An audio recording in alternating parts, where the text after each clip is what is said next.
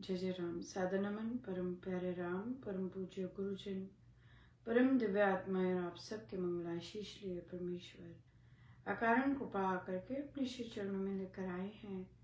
उनका बारंबार धन्यवाद, अनंत बार धन्यवाद।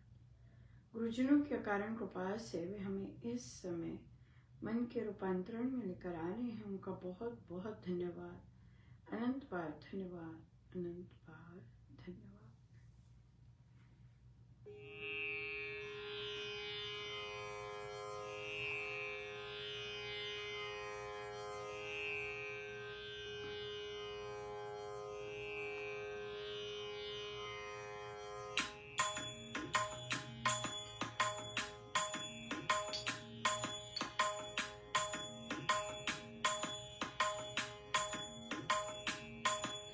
राम राम कहिए सदा सुखी रहिए, राम राम कहिए सदा सुखी रहिए, राम राम कहिए सदा सुखी रहिए, राम राम कहिए सदा सुखी रहिए, राम राम कहिए सदा सुखी रहिए, राम राम सदा सुखी रहिए, राम राम कहिए सदा सुखी रहिए, राम राम कहिए सदा सुखी रहिए, राम राम कहिए सदा सुखी रहिए, राम राम कहिए सदा सुखी रहिए, राम राम राम राम राम राम राम राम राम राम राम राम राम राम राम कहिए सदा सुखी रहिए, राम राम कहिए सदा सुखी रहिए, राम राम कहिए सदा सुखी रहिए, राम राम कहिए सदा सुखी रहिए।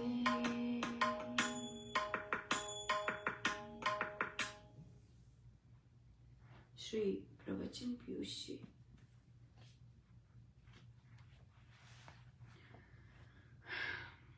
पृष्ठ 71-71। चेतन मन ने अपने आप को लोभ से, मोह से, ईर्ष्या से युक्त कर रखा है। जब आप कोई काम करने लगेंगे तो कोई भाव विरोध का भी पैदा होगा, और ऐसे तो आकाश में भी विरोधी तरंगे होती हैं, विरोध होता ही है। सूक्ष्म दुनिया में भी कोई ऐसी धारा होती है कि जब आदमी बढ़ने लगता है उसे वे अनेक प्रकार से बहकाती हैं। माया का बना हुआ अपना मन भी भूत बनकर मंजिल से गिरा देता है। ये विरोधी बातें आसुरी कहलाती हैं। जब मनुष्य का पतन होता है तो होता ही चला जाता है। जब व्यक्ति को अपने लक्ष्य पर पूरा निश्चय हो तो वह गिरा नहीं करता। ये निश्चय होना चाहिए कि मेरा लक्ष्य है भगवान की कृपा। ऐसे निश्चय होने पर भीतरी और बाहरी विरोध उसे गिरा नहीं सकते और व्यक्ति लक्ष्य पर स्थिर रहता है। जिन्होंने छोटे छोटे मंत्र सिद्ध किए हुए हैं, जैसे हनुमान, भैरव व सांप आदि के, वे भी किसी से भय नहीं खाते।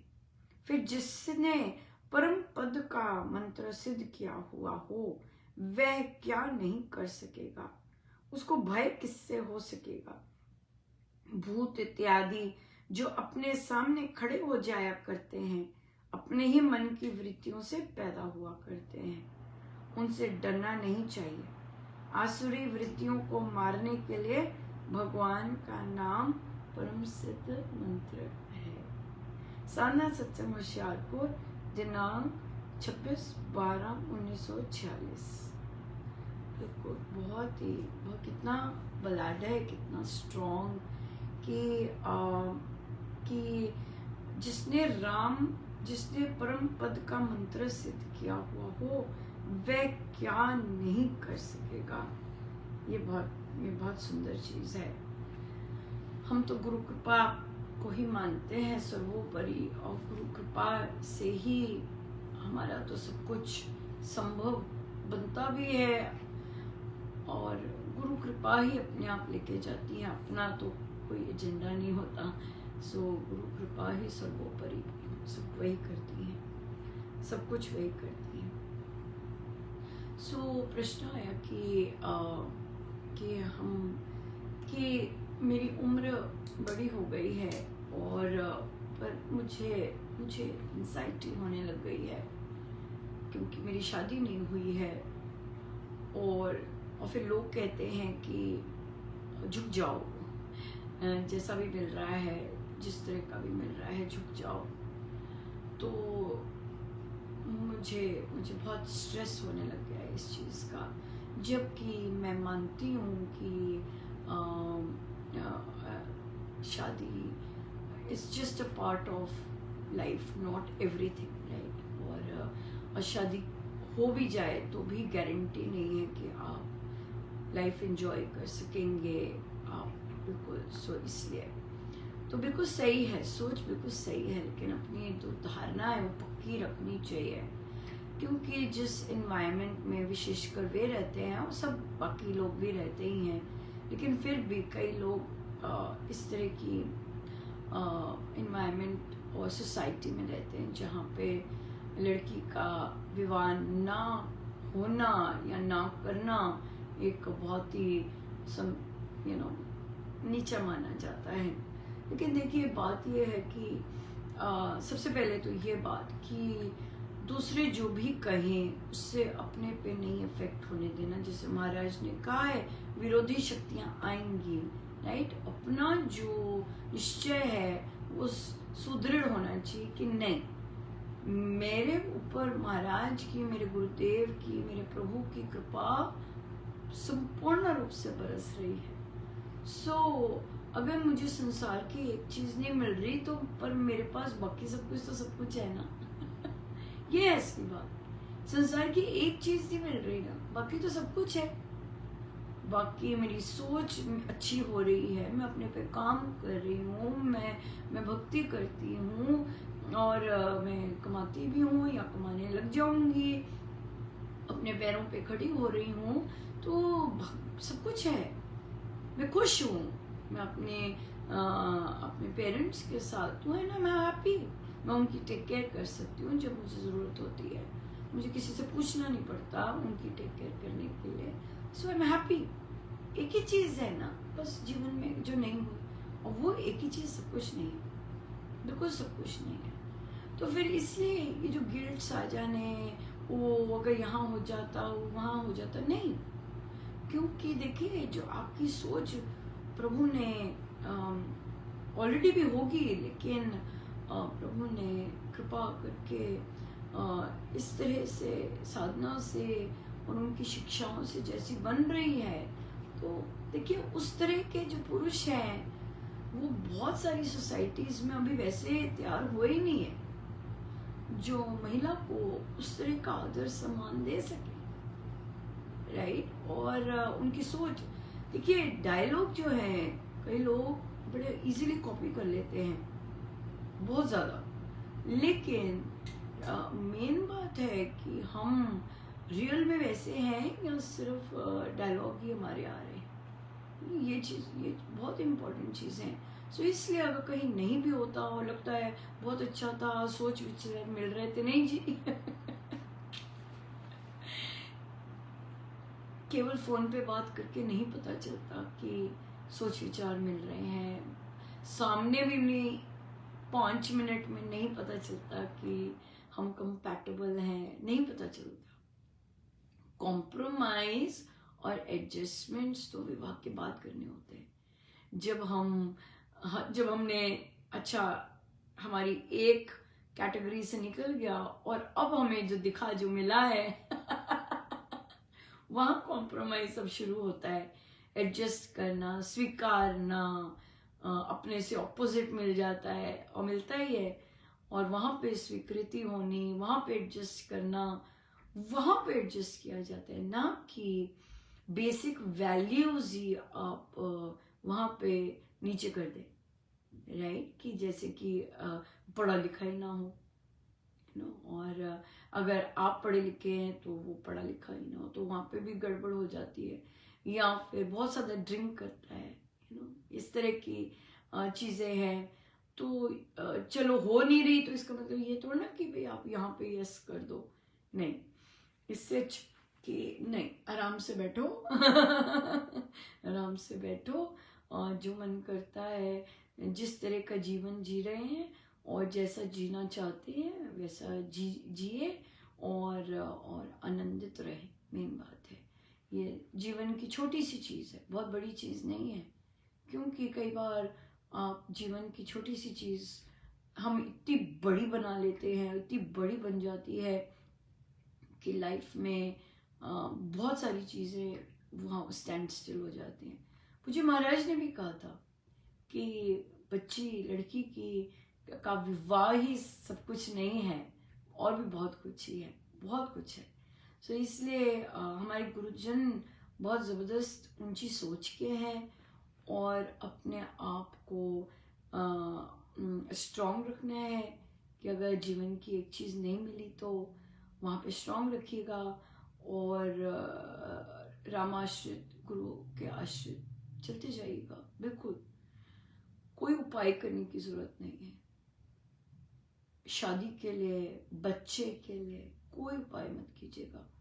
जैसा प्रभु ने रखा है बिल्कुल वैसा मांगिए भी मत क्योंकि ये सब चाहे आह लेके आएंगी, हो ही नहीं सकता कि आह ना आए। इसलिए वो आह को ही समेटते सारी जीवन निकल जाता है।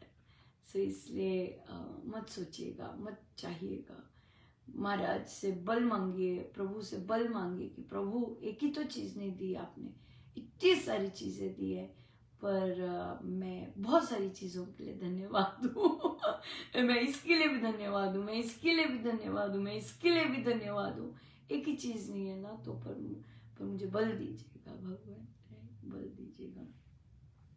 एक अभी हाल ही में ऑनलाइन पोस्ट एक देखा, महाराज रुकवाते तो वहीं पे हैं जहां वे चाहते हैं कि सुधार हो, नहीं तो चलता जाता है। रुकवाते ही वहीं पे, कुछ ना कुछ महाराज तो सब देख रहे होते हैं, तो उनको पता होता है कि क्या मॉनिटर करना है, क्या क्या उसमें शुद्धि करनी है।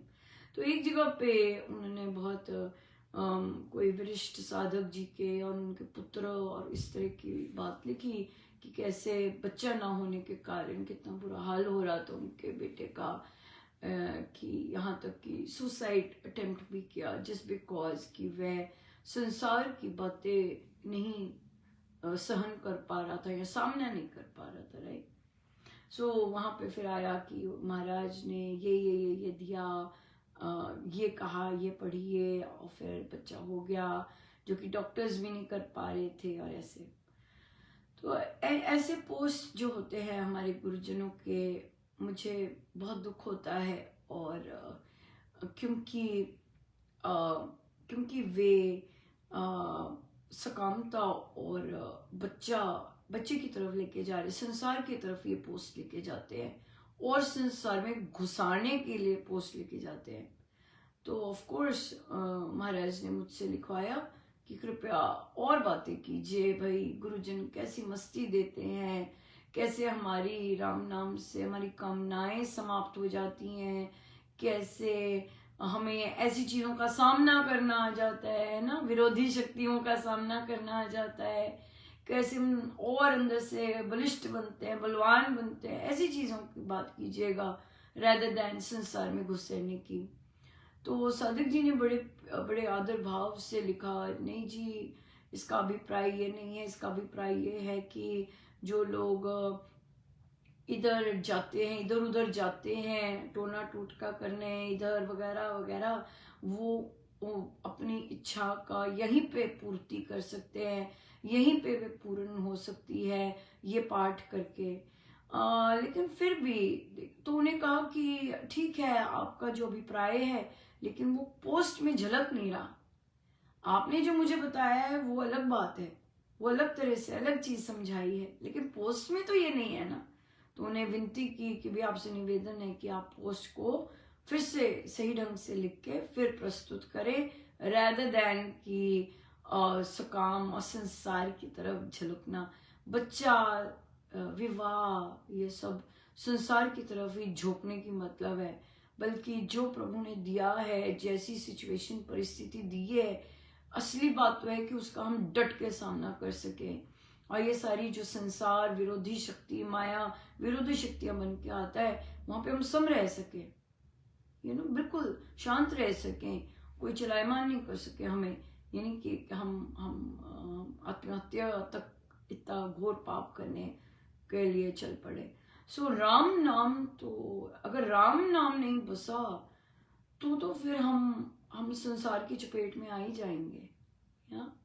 मेन बात है कि राम नाम इतनी जबरदस्त शक्ति है, राम नाम में वे स्वयं ही इतनी शक्ति है कि हम जितनी भी विपरीत चीजें हैं उनका आराम से शांत भाव से सामना कर सके। मजा तो इसमें है, राइट? फर्क नहीं पड़ा, मजा तो इसमें, आनंदमय जीवन व्यतीत हुआ और धन्यवाद ही धन्यवाद धन्यवाद धन्यवाद धन्यवाद करते गए। बात तो ये है असली, राइट? सो बहुत बहुत धन्यवाद गुरुजनों का, अनंत। आइए हम सीधे होके बैठे।